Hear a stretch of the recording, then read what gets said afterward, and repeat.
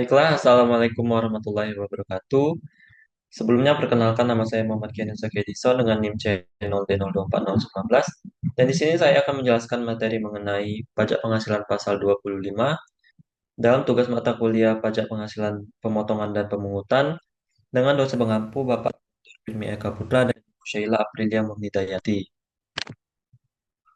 Untuk latar belakang pajak penghasilan pasal 25 ini, dalam sistem perpajakan Indonesia, pemerintah menerapkan self-assessment system yang memberi kepercayaan kepada wajib pajak untuk menghitung, membayar, dan melaporkan kewajiban pajaknya secara mandiri.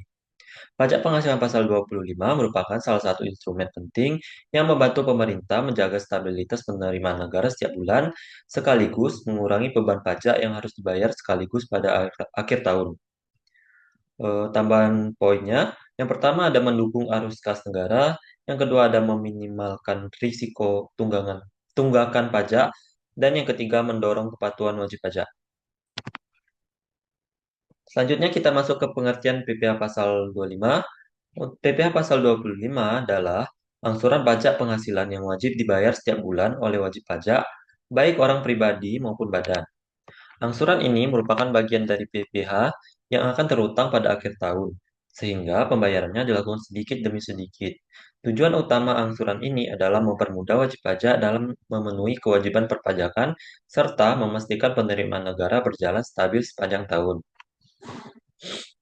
Adapun dasar hukum yang mengatur mengenai angsuran PPh 25 didasarkan pada beberapa peraturan utama, yaitu yang pertama ada Undang-Undang Ketentuan Umum dan Tata Cara Perpajakan (UU KUP), yaitu mengatur kewajiban pembayaran pajak secara mandiri oleh wajib pajak.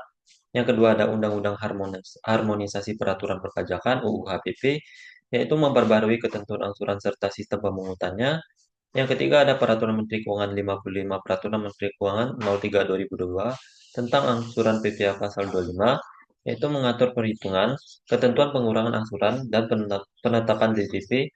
Dan yang terakhir ada Peraturan Menteri Keuangan 168 Peraturan Menteri Keuangan 03/2022 tentang penyetoran dan pelaporan pajak yang menjelaskan teknis pembayaran dan SPT masa. Untuk pihak yang wajib membayar PPh pasal 25 ini, pembayar angsuran PPh pasal 25 wajib dilakukan oleh setiap wajib pajak yang memiliki PPh terutang berdasarkan SPT tahunan tahun sebelumnya. Ketentuan ini berlaku bagi wajib pajak orang pribadi, wajib pajak badan, termasuk wajib pajak yang terbaru mulai beroperasi atau mendapatkan ketetapan dari DJP. Untuk poin-poinnya tersendiri, yang pertama ada wajib pajak orang pribadi non-karyawan, usaha ataupun jasa. Yang kedua ada wajib pajak badan, PT, CV, firma atau yayasan. Yang ketiga ada wajib pajak baru setelah beroperasi lebih dari sama dengan 1 tahun. Dan wajib pajak yang menerima penetapan angsuran dari DJP.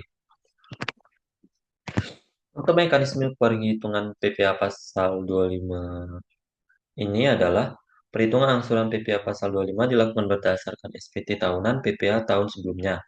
Dasar penghitungan diambil dari PPh terutang yang dikurangi kredit pajak selama tahun berjalan seperti PPh 21, 22, 23, maupun 24. Untuk rumus umumnya yaitu PPh terutang dikurangi dengan kredit pajak sama dengan PPh kurang bayar. PPh kurang bayar dibagi dengan 12 bulan sama dengan angsuran PPh 25.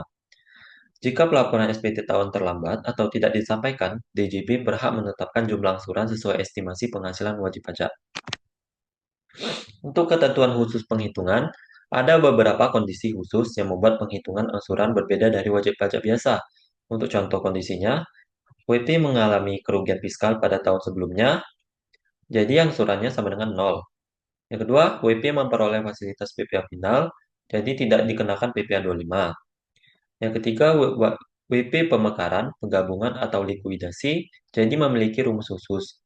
Dan yang terakhir, WP mengajukan permohonan pengurangan angsuran. Untuk perhitungan wajib pajak orang pribadi, usaha atau bebas, bagi wajib pajak orang pribadi yang menjalankan usaha atau pekerjaan bebas, angsuran dihitung berdasarkan PKP setelah dikurangi kredit pajak. Penghasilan neto dihitung dengan menggunakan pembukuan atau norma penghitungan penghasilan neto atau NPPN untuk wajib pajak tertentu. Yang kedua ada perhitungan wajib pajak badan. Wajib pajak badan menghitung angsuran berdasarkan penghasilan neto fiskal yang telah dikoreksi, dikurangi dengan kompensasi kerugian jika ada, dan dikalikan tarif PPh badan yang berlaku. Hasilnya kemudian dikurangi kredit pajak dan sisanya dibagi dengan 12. Rumusnya sama, tetapi perhitungan fiskalnya lebih kompleks. Untuk contoh perhitungan utama, contoh rinci, PPh terutang sama dengan 64 juta, kredit pajak sama dengan 40 juta, sisa PPh terutang sama dengan 24 juta, angsuran yang diberikan 24 juta dibagi dengan 12 sama dengan 2 juta per bulan. Angsuran sebesar 2 juta wajib dibayar mulai bulan setelah SPT dilaporkan. Untuk contoh perhitungan yang kedua, kerugian fiskal tahun sebelumnya sama dengan 50 juta rupiah, PPh terutang sama dengan 0, berarti angsurannya sama dengan 0. Wajib pajak tidak memiliki kewajiban angsuran tahun berjalan, tetapi wajib menyampaikan SPT masa. Untuk penyetoran dan pelaporan PPh 25, penyetoran angsuran dilakukan paling lambat tanggal 15 bulan berikutnya. Pembayaran dilakukan menggunakan kode billing dan disetorkan melalui bank, ATM, atau kanal pembayaran lainnya. Dengan cara ID billing, terus bayar, terus simpan bukti penerimaan negara atau BPN. Selanjutnya, SPT masa PPh pasal 25 wajib dilaporkan paling lambat tanggal 20 bulan berikutnya. Pelaporan dapat dilakukan melalui DJP online. Dokumen yang diperlukan meliputi BPN dan SPT masa 25. Untuk sanksi administrasi, keterlambatan pembayaran dikenai sanksi bunga sesuai tarif suku bunga acuan. Keterlambatan perlaporan dikenai denda 100.000 per masa pajak. Baiklah, kesimpulan dari materi pajak penghasil pasal 25 ini merupakan angsuran bulanan yang memiliki peran penting dalam mendukung penerimaan pajak nasional. Perhitungan pajak yang benar dan kepatuhan pembayaran sangat diperlukan untuk menghindari sanksi serta memastikan wajib pajak memenuhi kewajiban perpajakannya. Dengan memahami dasar hukum, mekanisme perhitungan, tata cara penyetoran, dan prosedur pelaporan, wajib pajak dapat menjalankan kewajiban pajak secara tepat dan sesuai ketentuan.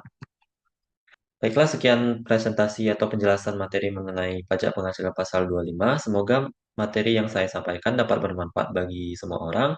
Terima kasih. Saya akhiri. Wassalamualaikum warahmatullahi wabarakatuh.